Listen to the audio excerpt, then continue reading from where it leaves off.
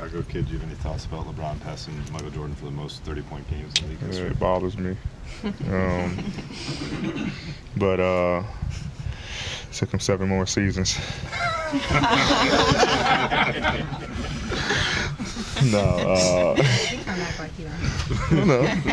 No, somebody said that earlier, so that made me think of that. But no, I have no.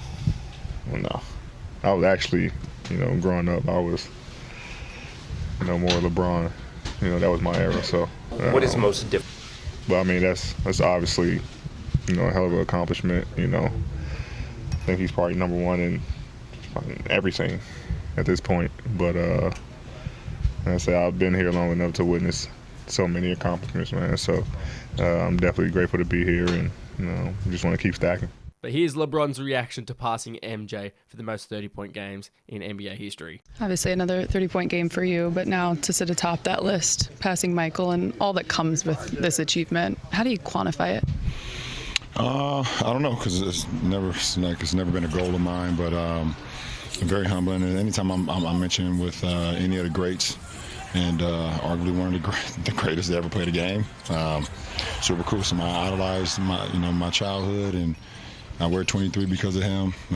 So to know that I can sit here and be in a room or in a conversation or whatever it is, and you mentioned MJ, it's like it's just super duper dope for me, being a kid from where I'm from.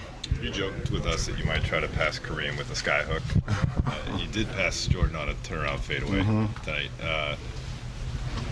What about that shot? It makes it so, I guess, effective. And did you? I'm sure at some point you watched clips of him shooting it and tried to incorporate it into your game. Yeah, for sure. But he was more of a left shoulder fadeaway guy. I kind of go the opposite way, but just two masters of their craft. Just putting in work and work and work to a point where it's kind of becomes unguardable. It's just work. It's just work and dedication. Obviously, watching MJ, move the ball in the air, fading away, and but still being on balance. Sometimes when you're growing up, a lot of little league coaches and stuff, they hate that shot because you're fading away from the basket. They don't think you have a lot of balance. But I watched MJ a lot and saw how on balance he was, even though he was fading away from the basket. So I just want to try to match that as my career has, grown in years.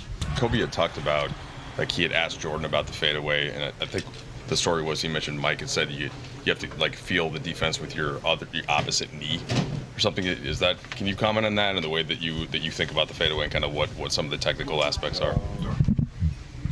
Well, I didn't have the luxury of asking Mike about the fade, but I watched a lot of film on a lot of great scores in that shot, and it's one of the most unguardable shots in the game, along with a couple other moves and a couple other shots in our game history. But I think the most important is staying on balance even though you're fading away. And